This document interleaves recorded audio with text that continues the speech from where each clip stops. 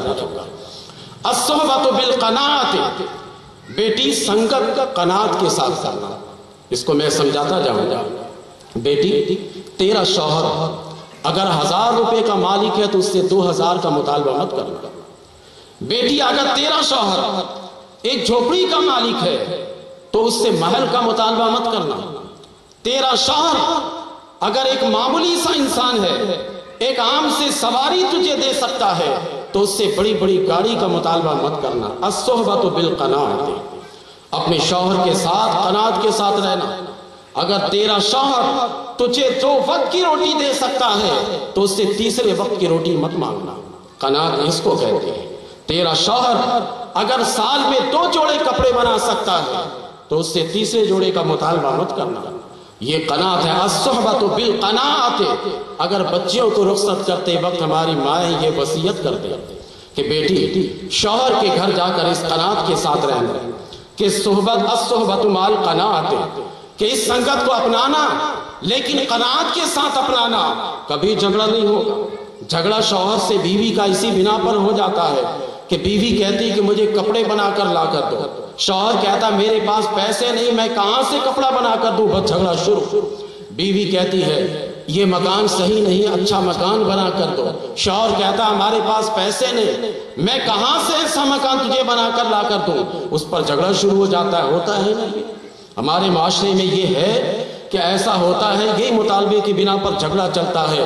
شوہر کی جو حیثیت ہو اسی حیثیت کے مطابق بیوی کو رہنا چاہیے۔ وہ بڑی بھی یہ وصیت کرتی ہے الصحبۃ مع القناعۃ، قناعت کے ساتھ شوہر کے ساتھ رہنا۔ اب دوسری کی طرف آئیے، دوسری بات وصیت یہ کرتی ہے والمعاشرۃ بحسن السمع والطاعۃ۔ اے میری بیٹی تو جب جانا سسرال وہاں معاشرت کہتے ہیں میل جول۔ کبھی تجھے ساس سے ملنا پڑے گا، کبھی تجھے سسر کا واسطہ پڑے گا، کبھی تجھے تیرے دیور کا واسطہ پڑے گا، کبھی اس کے رشتہ داروں سے واسطہ پڑے گا۔ اس واسطہ کو بہتر بنانا بحسن السمع والطاعۃ، بہترین سماعت کے ساتھ اور بہترین اطاعت کے ساتھ۔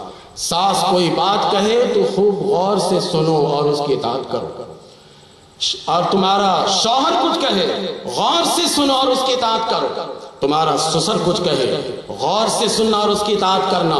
علی ھذا القیاس، تیرے سسرال والے جو کچھ کہیں اسے غور سے سننا اور غور سے سننے کے بعد اس کی اطاعت بھی کرنا۔ اگر اس طریقے سے تو رہے گی تو کبھی تیرے درمیان رنجش نہیں پیدا ہوگی۔ یہ ہے بھی مشاہدے کی بات، یعنی اس عورت نے جو اپنی بچی کو رخصتی کے وقت وصیت اور نصیحت کی ہے، قربان جائے گی کہ آج کے دور میں ایسا محسوس ہوتا ہے کہ جیسے آج کی کوئی خاتون یہ وصیت کر رہی ہے۔ آج ہمارے یہاں ماحول ایسا ہے، جب یہ شادی بیاہ ہو کر جاتی ہے سسرال، ساس کی بات نہیں سنتی، شوہر کی بات نہیں سنتی، سسر کہتا اس کی بات نہیں سنتی، پھڈا شروع ہو جاتا ہے۔ کسی کی بات سننے کے لیے وہ تیار نہیں ہے۔ یہ اختلاف کا اصل سبب ہوتا ہے۔ اگر رخصتی کے وقت بچی کا ذہن پہلے سے بنا دیا جائے، اسے بتا دیا جائے کہ بیٹی کبھی یہ خیال مت کرنا کہ تو امیر و کبیر باپ کی بیٹی ہے، بلکہ یہ خیال کرنا تو نب کر جا رہی ہے، تو ایک بیوی ہے اور وہ تیرا شوہر ہے، وہ تیرا مالک اور تیرا نگہبان بن گیا ہے، وہ تیرا ملک اور تیرا رقیب بن گیا ہے۔ اب تجھے اس کی بات سننی ہے، یہ خیال اگر کر لیا جائے تو یقین جانیے کہ اختلاف کہاں ہوگا، پھر اختلاف سے بچ جائے گا۔ یہ کتنے ہوئے صحابہ بھی؟ 2 ہوئے۔ اب آگے چلے جائیں۔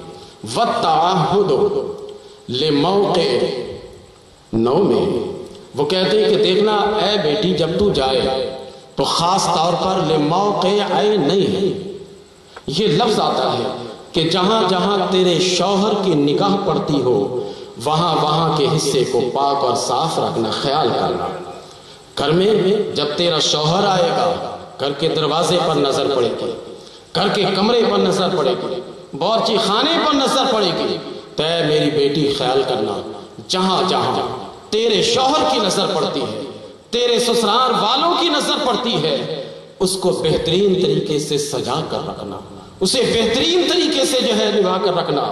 اس کے بعد واتفقوا، کہتے ہیں 3 ہوئے نا، تیسرے یہ سمجھ گیا کہ جہاں جہاں گھر والوں کی نظر پڑتی ہے اس کی طہارت اور پاکیزگی کا خیال رکھنا. وَالتَّفَقُّدُ لِمَوْقِعِ أَنْفِهِ، ایک تو کبھی ایسا ہوتا ہے کہ گھر پاک اور صاف ہے لیکن کہیں سے بو آ رہی ہے، بدبو آ رہی ہے. وہ وصیت کرتے ہوئے کہتی دیکھو گھر کا دوسرا خیال یہ کرنا کہ جہاں جہاں گھر والے بیٹھتے ہوں ہوائیں آتی ہوں وہاں سے کوئی ایسے تعفن شدہ ہوائیں نہ آئے جس سے گھر والے کہیں کہ تم نے تو صفائی صحیح نہیں کی، تم نے تو گھر کا انتظام و انتصرام صحیح نہیں کیا ہے. کہیں ایسا نہ ہو کہ گھر والے یہ کر لیں. تو یہ 4 وصیتیں ہوئی. اب 2 وصیت وہ ان کی ذات سے متعلق کرتی. بیٹی گھر کا خیال کرنا، ہر کونے کی صفائی رکھنا، گھر میں خوشبو کا اہتمام کرنا. ایسا نہیں کہ یہ سب اہتمام کرتے ہوئے تو اپنے وجود کا خیال نہ رکھے. تیرا شوہر تجھے بھی پاک و صاف دیکھنا چاہتا ہے. وہ عورت ساتھ میں کتنی 5ویں وصیت کرتے ہوئے کہتی ہے وَالْكُحْلُ بِأَحْسَنِ الْحُسْنِ، کہ سرما یہ بہترین حسن ہے. تو سرما اپنی آنکھوں میں لگا کے رکھنا تاکہ تیرا شوہر جس طرح گھر دیکھ کر خوش ہو تجھے بھی دیکھ کر خوش ہو جائے. یہ کتنی وصیت ہوئی صاحب؟ 5. 6 یہ ہے کہ گھر کی صفائی کرے، کام کاج میں لگ جائے گیا تو ہو سکتا ہے کہ خود اس کے وجود سے بدبو آنے لگے، کیونکہ پسینے جب آئے تو ہو سکتا ہے انسان کے وجود سے بدبو آنے لگے. تو وہ عورت وصیت کرتے ہوئے کہتی کہ بیٹی وَالْمَاءُ أَطْيَبُ الطِّيبِ، اے بیٹی پانی بہترین خوشبو ہے، اس سے تو نہا لے گی تو تیرے بدن میں پاکیزگی آ جائے گی، تیرے جسم میں طہارت کے ساتھ ساتھ وہ ختم ہو جائے گی. وَالْمَاءُ أَطْيَبُ الطِّيبِ، پانی جو ہے یہ بہترین خوشبو ہے، اس سے تو اپنے بدن کو صاف کرتے رہنا. 6 وصیت. 7ویں وصیت یہ ہے کہ وہ عورت کہتی ہے اپنی بیٹی کو وصیت کرتے ہوئے کہ وَالتَّعَهُدُ، کہ اے بیٹی تو خاص خیال رکھنا لِوَقْتِ طَعَامِهِ، اپنے شوہر کے کھانے کا خیال رکھنا. تیرا شوہر کس وقت کھانا کھاتا ہے، کس وقت کھانا مانگتا ہے، کس وقت اسے پینے کی عادت ہے، اس کا خاص خیال رکھنا. ایسا نہیں کہ تیرا شوہر کھانے کے انتظار میں بیٹھا رہے ابھی تو نے کھانا تیار نہ کیا ہو. گھر میں اختلاف کا ایک سبب یہ بھی بنتا ہے کہ اکثر شوہر شکایت کرتے، گھر والے شکایت کرتے کہ یہ عورت وقت پر کھانا پکا کر نہیں دیتی، وقت پر کام کاج نہیں کرتی. وہ وصیت کرتی کہ بیٹی تو امیر و کبیر کی بیٹی ہی کیوں نہ ہو لیکن تو ایک بہو بن کر جا رہی ہے، تو کسی کی بیوی بن کر جا رہی ہے، وہاں جا کر تو کنیز بن جا. جب تو کنیز بنے گی تیرا شوہر تیرا غلام بن جائے گا، رشتے دونوں طرف سے جڑیں گے. تو اکڑ جائے گی تیرا شوہر بھی اکڑ جائے گا، تو تکبر کا پتلا بن جائے گی تیرا شوہر بھی تکبر کا پتلا بن جائے گا. اس لیے یہ دونوں طرف سے یہ معاملہ ہو. کتنے ہوئے یہ 7ویں. اس کے بعد کہتے ہیں کہ وَالْحَدْيُ عِنْدَ نَوْمِهِ، تیرے شوہر کے جب سونے کا وقت ہو اس کا خیال رکھنا، کسی اعتبار سے اس کے سونے میں خلل نہ آنے پائے، اس کے سونے کا خیال رکھنا. کیونکہ جب شوہر دیکھتا ہے کہ ہمیں وقت پر سونے نہیں دیا جاتا، ہمارے بستر کو تیار نہیں کیا گیا، تو شوہر پھر ناراضگی کا اظہار کرتا ہے. جب ناراضگی کا اظہار کرتا ہے تو یہاں سے پھر اختلاف کا سلسلہ چل جاتا ہے. یہ کتنی وصیتیں ہوئی؟ 8. 9 نمبر یہ ہے کہ وہ کہتے ہیں وَالْإِحْتِفَاظُ بِبَيْتِهِ وَرِعَاءُ عَنْ نَفْسِهِ وَحَشَمِهِ وَمَالِهِ، کہ اے بیٹی جب تو جائے تو اپنے شوہر کے گھر کی حفاظت کرنا، اپنے شوہر کے گھر کی حفاظت کو کبھی پامال مت کرنا، اس کے جائیداد کی حفاظت کرنا، اس کے جان کی حفاظت کرنا، اور اس کے جو ساتھ خدماء ہیں، خادم ہوتے ہیں، نوکر چاکر جو ہوتے ہیں، اس کا بھی خیال کرنا. یہ وصیت کرتی کہ بیٹی جب تو جائے تو جا کر اس کا